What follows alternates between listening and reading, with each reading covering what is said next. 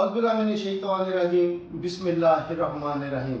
अस्सलाम वालेकुम नाज़रीन, मैं हूं आपका होस्ट मोहम्मद शहबाज अहमद और आप देख रहे हैं proud as a nurse channel.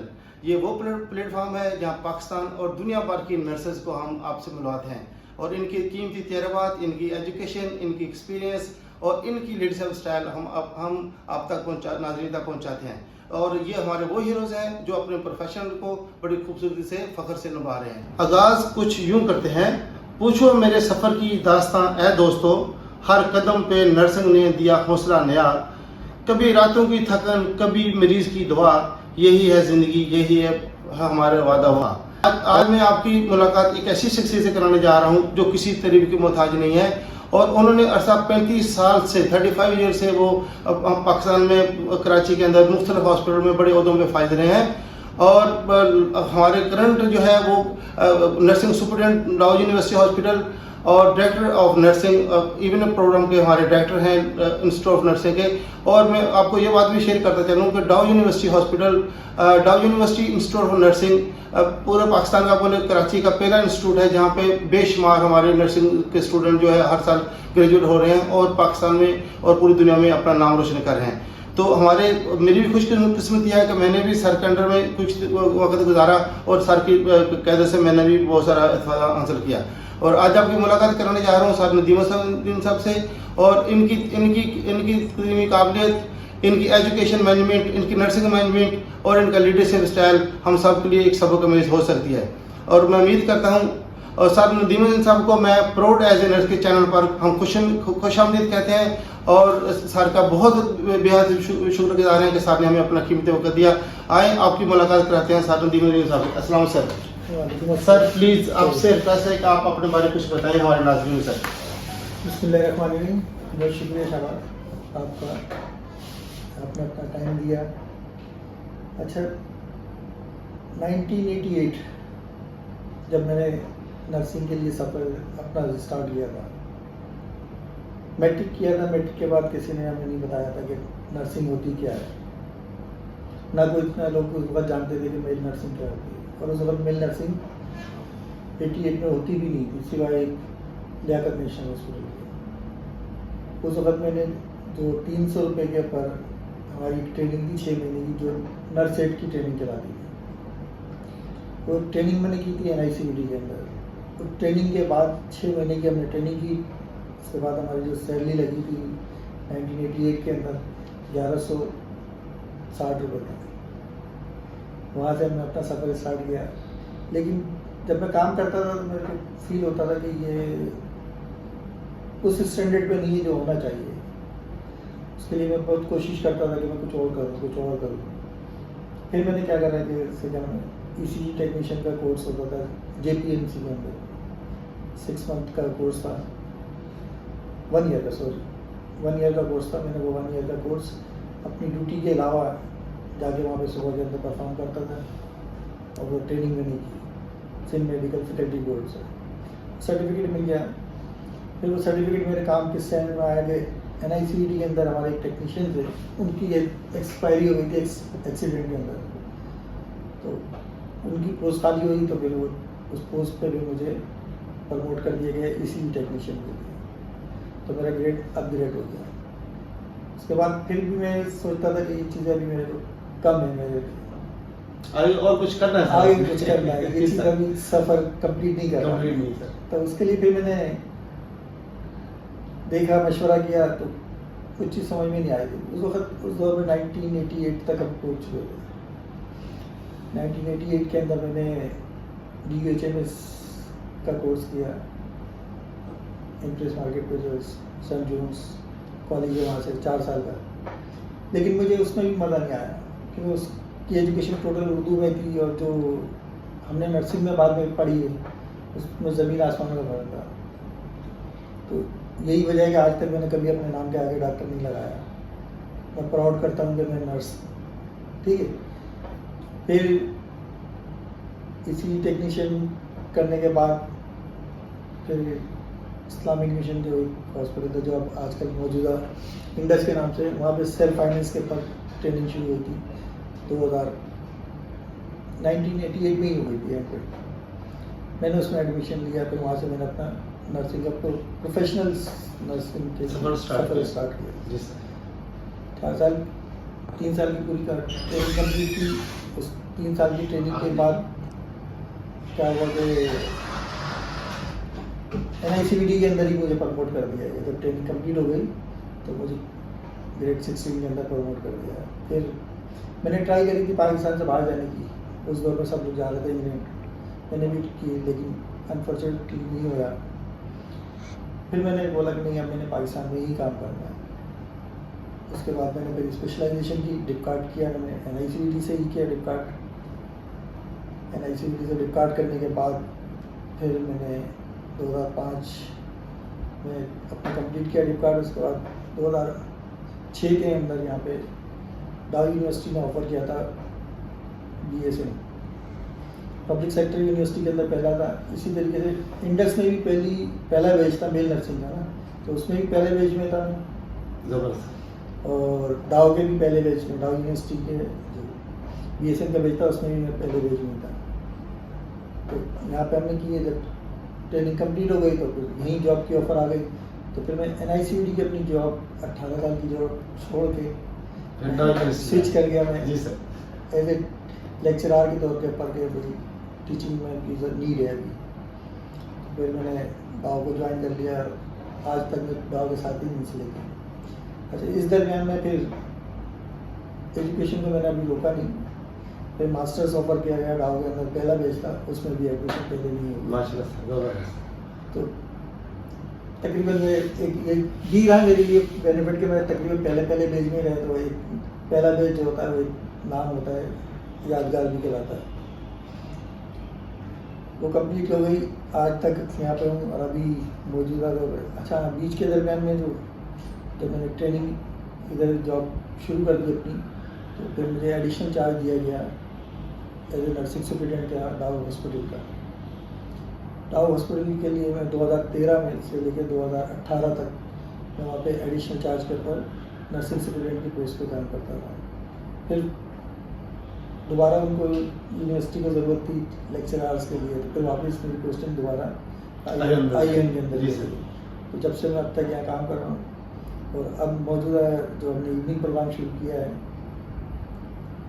PNC के अप्रूवल के साथ, तो उसके अंदर मुझे प्रोग्राम डायरेक्टर का दिया टाइटल और मैं उसकी अपनी जिम्मेदारियाँ परफॉर्म कर। सर, मेरा बहुत दिल इतना खुश है कि मैं आपको बता नहीं सकता सर कि माशाल्लाह आप इतने बड़े हमारे लीडर हैं सर, और हमारे उस्ताद हैं, और बेशुमार उस्ताद के शागिर्द हैं, और जिसमें मैं भी शामिल हूँ, और मुझे भी इस बात पे फ़ख्र है। सर, मैं अगला आपसे क्वेश्चन ये करूँगा सर, आप हमें बताएं कि आपने 35 साल नर्सिंग को दी, और इसमें कोई ऐसा इंसिडेंट आपके साथ आया हो, कोई ऐसे शेयर करना चाहें हमारे नर्सेज और नाज़रीन के साथ, सर ज़रूर शेयर करें प्लीज़ सर। इंसिडेंट्स के लिए या आपकी लर्निंग के लिए,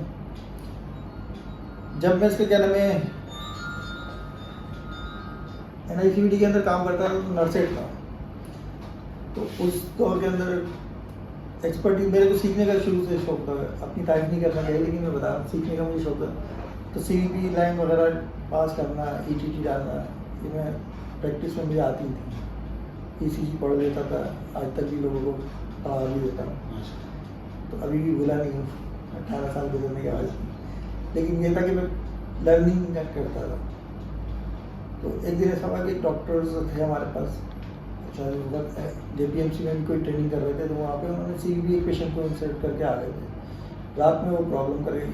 अब वो जब प्रॉब्लम कर गई तो वहाँ से कॉल आई हाउजाबाद के जो डॉक्टर से कि भाई CVP प्रॉब्लम कर रही है, तो आप आ जाएँ। अब वो NICVD छोड़ के जा नहीं सकते थे, तो उन्होंने बोला नदीम आप अगर कर सकते हो तो मैं कर दूँगा। अब मैं उधर जब गया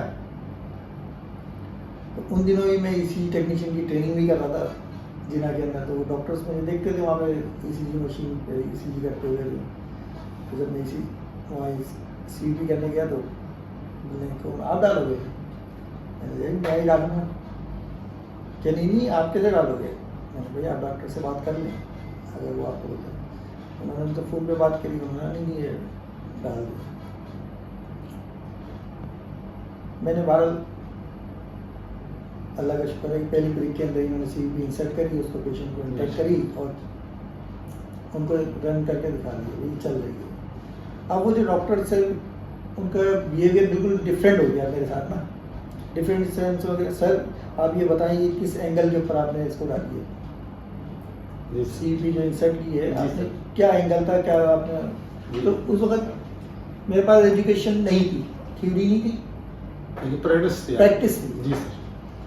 तो प्रैक्टिस नहीं होने की वजह से मैंने बोला भाई आप देखें, मुझे एंगल शेंगल तो नहीं पता, आप एक काम करें इसको संभाल के रखें। ऐसे उस दिन मैंने एक चीज़ ऐसा महसूस की कि जब आपको प्रोफेशन में अगर काम करना है तो दोनों चीज़ों को आपको साथ लेके चलना है, आपको थ्योरी भी और प्रैक्टिकल भी। अब तो पढ़ा के सब कुछ याद हो गया, लेकिन उसके बाद जब मैंने उसका पूरा अनाटॉमी उसकी सीखी कि किस एंगल पर हमें लगाना है, कौन सी जुगुलर वेन यूज़ करनी है, किस तरीके से उसको, तो आज अगर कोई बच्चा पूछता है कि सीपी पूछता है तो उसको पूरा परफॉर्म करके और उसकी थ्योरी भी सिखाई जाती है, बताई जाती है, ताकि उसको भी कल को कोई उससे भी ये सवाल। बिल्कुल सर, सही तो है। नर्स के लिए मेरा मैसेज यही है कि हमारे जितने भी नर्सेज हैं, जो जूनियर अभी स्टूडेंट्स हैं या नॉइस नर्सेज हैं, उनको अपनी थ्योरी और प्रैक्टिकल दोनों को साथ लेके चलना चाहिए। विदाउट थ्योरी के प्रैक्टिकल बेकार है और बगैर प्रैक्टिकल के थ्योरी बेकार है। डॉक्टर्स का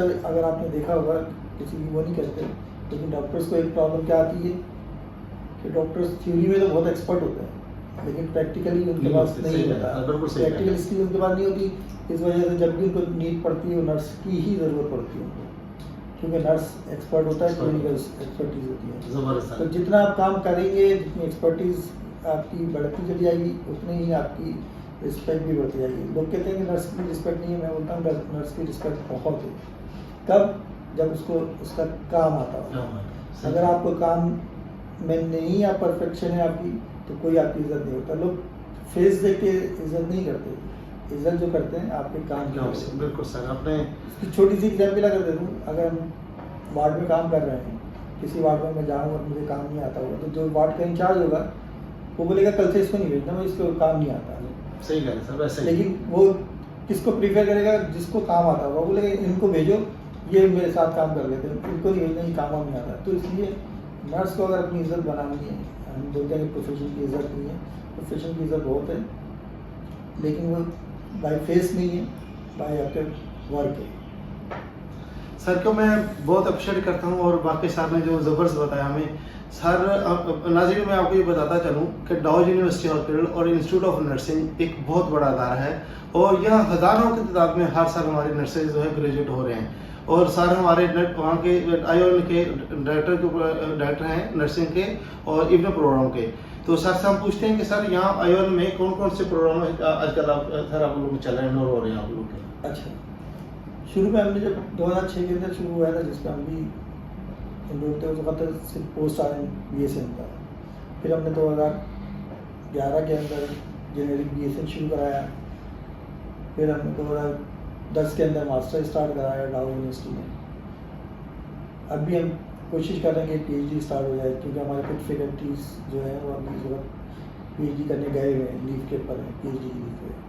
हमारे प्रिंसिपल साहब PhD करके आ गए हैं मैनचेस्टर यूनिवर्सिटी से, उनको भी डाउट नहीं हायर भी करा, करवाई भी यूनिवर्सिटी की तरफ से।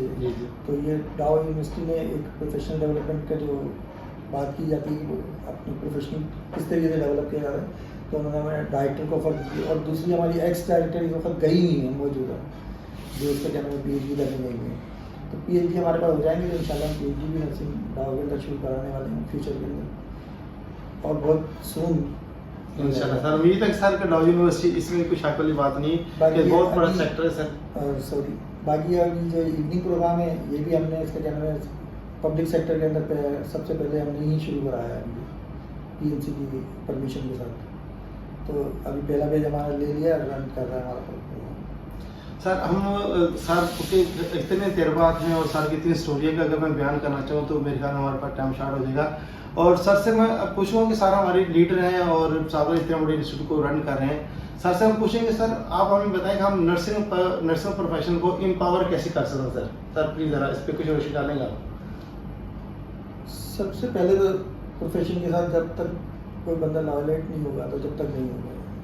कोई भी प्रोफेशन हो, जब तक हमारा अपना इंटरेस्ट नहीं होगा, होता क्या है, बच्चे को नर्सिंग के अंदर आप जब लेके आ जाते हैं, वो सारे अपनी मर्जी से नहीं आते, कुछ पेरेंट्स की जो उससे आते हैं, बाई फोर्स आ जाते हैं, तो वो कभी भी इंटरेस्ट नहीं लेगा। जो अपने इंटरेस्ट लेके आएगा उस तो, और अब तो जिस तरीके से नर्सेज की डिमांड होती आ रही है, कोविड-19 के बाद तो फॉरेन कंट्रीज़ के अंदर इतनी डिमांड बढ़ गई कि अभी पाकिस्तान में नर्सिंग की शॉर्टेज होती चली आ रही है। ज़्यादातर हमारे पास से कोई दुबई, सऊदीया, कनाडा, अमेरिका, ये सब जा रहे हैं। और हमारे गाँव के अपने बहुत सारे स्टूडेंट ऐसे हैं जो जाके कोविड में भी जॉब कर रहे हैं, कनाडा में भी कर रहे हैं, दुबई में भी कर रहे हैं। उनकी ग्रेजुएशन आती रहती है, हमारे पास हमें आइडिया होता है। ठीक है, तो अब इसको और एम्पावर करने के लिए सबसे पहले यही है कि जितने भी इंस्टीट्यूट काम कर रहे हैं, स्टूडेंट्स की क्लासेस रेगुलर बेसिस पर मेंटेन कराएं, उनकी अटेंडेंस मेंटेन कराएं, उनके प्रैक्टिकल्स को मेंटेन कराएं। जब हम प्रॉपर अपने करिकुलम को फॉलो करेंगे तो हम अच्छी नर्सेज प्रोड्यूस भी करेंगे और हमारा प्रोफेशन भी एम्पावर होगा। सर माशाल्लाह आपने ज़बरदस्त इसको डिफेंड किया और माशाल्लाह मुझे उम्मीद थी कि आपने मेरी सोच से ज़्यादा आपने अच्छा डिफेंड किया। सर आप मुझे ये बताएं कि नर्सिंग प्रोफेशन जो है, ये हमारे जो जूनियर नर्स हैं, जो नर्सिंग प्रोफेशन आना चाहते हैं या जो नर्सिंग प्रोफेशन में भी हैं, जैसे मैं भी आपके नर्स हूँ, और सर आप हमें जूनियर को क्या मैसेज देना चाहेंगे सर, प्लीज़ कोई ऐसा मशवरा देना चाहेंगे हमें क्या करना चाहिए? जूनियर के लिए यही मैसेज है, अब हमारी तो उम्र ज़्यादा हो गई है, वरना अभी भी प्लान था कि PhD में एडमिशन लें, लेकिन अब एज तकरीबन ऐसी हो गई है, वो रिटायरमेंट के करीब बैठे हैं, तो अब उसका वो बेनिफिट नहीं मिल पाएगा। लेकिन जो जूनियर्स आ रहे हैं अभी यंग हैं, उनके पास बहुत टाइम है फिर सर्विसेज देने का, तो वो अपनी एजुकेशन को इम्प्रूव करें। आजकल सीनियर और जूनियर का दौर ख़त्म हो गया है मेरे हिसाब से। जिसके पास एजुकेशन है वो ऊपर है, जिसके पास एजुकेशन नहीं है, हायर एजुकेशन नहीं है, वो भले कितना भी सीनियर हो जाए वो नीचे ही रहेगा। तो जितने भी जूनियर हैं उनको तो अब तो अपॉर्चुनिटी ये है कि इतने इदारे खुल गए हैं, आपके पास एडमिशन के लिए कोई इशू नहीं है। पहले दौर के अंदर तो जब हम लोग थे उस वक्त तो मेल नर्सिंग होती ही नहीं थी। अब तो मेल नर्सिंग के इतने इदारे खुल गए कि इसका कहना डाउ यूनिवर्सिटी के साथ ही 42 इंस्टीट्यूट एफिलिएटेड है प्राइवेट सेक्टर में। तो अब तो इतने हैं कि कहीं पे भी एडमिशन ले सकते हैं, लेकिन एडमिशन लें, पढ़ें और उसको अपनी एजुकेशन को इम्प्रूव करते जाएँ। आगे से आगे जितनी हायर एजुकेशन लेते जाएंगे, सीटें आपके लिए खुद ब खुद इन्हांस होते जाएंगे। नाज़रीन, मेरा क्वेश्चन सर पे था, नेक्स्ट क्वेश्चन ये था कि मैं सर से पूछना चाह रहा था कि डाउ यूनिवर्सिटी जो है, तो इनसे कितने नर्सिंग इंस्टीट्यूट जो है वो उनकी एफिलिएशन है। तो सर ने मेरे क्वेश्चन को सर ने खुद ही बता दिया। ये ज़बरदस्त ये होता है उस्ताद, जो उनको पहले पता होता है कि शागिर्द क्या बोलना चाह रहे हैं। और मैं ये बोलना चाह रहा था कि सर से पूछना चाह रहा था कि डाउ यूनिवर्सिटी से हमारी कितने नर्सिंग इंस्टीट्यूट की एफिलिएशन है, तो 42 साल बता दिया। इससे आपको अंदाज़ा होगा कि हमारे हर साल डाउ यूनिवर्सिटी में हमारे कितने ग्रेजुएट हो रहे हैं। और इसमें कुछ शक की गुंजाइश नहीं है, पाकिस्तान नर्सेज जो है इनकी एजुकेशन, इनका क्लिनिकल एक्सपीरियंस, इनका एकेडमिक जो स्टडी जो है इसमें बहुत जानदार है। और ये इस बात का मुंह बोलता सबूत है कि पाकिस्तान नर्सेज पूरी दुनिया में काम कर रहे हैं, इसमें कोई डाउट वाली इसमें शक वाली कोई बात नहीं है। और सर का हम बहुत, और मैं तमाम अपने नर्सेज के अपने चैनल के, मेरा ये चैनल बनाने का मकसद ये है कि जो ऐसे हमारे सीनियर और जूनियर नर्सेज जिन्होंने हमें अप्रिशिएट किया, अब उनका बेहद मशकूर है। और जिन्होंने हमें अभी तक ज्वाइन नहीं किया और हम हमसे रिक्वेस्ट करते हैं कि हमें ज्वाइन करें और हमारा मेरा नहीं एक नर्स का साथ दें और हमारी आवाज़ बने, हमारी टीम का हिस्सा बने। और हम हर दिन एक नए अपने लीडर, नए क्लिनिकल एक्सपर्ट और एजुकेशन जितने हमारे बड़े लीडर हैं नर्सिंग के अंदर, हम उनका इंटरव्यू करने जा रहे हैं। और इंशाल्लाह ये सिलसिला में रुकने वाला नहीं है और हर दिन हम एक नया चेहरा लेके आएंगे और नया उसके बारे में इंफॉर्मेशन देंगे। वैसे तो सर नदीम साहब को पूरा पाकिस्तान जानता होगा, पूरा सिंध जानता होगा, पूरा कराची जानते होगा, इसमें कोई शक की गुंजाइश नहीं है क्योंकि हज़ारों स्टूडेंट सर के स्टूडेंट हैं।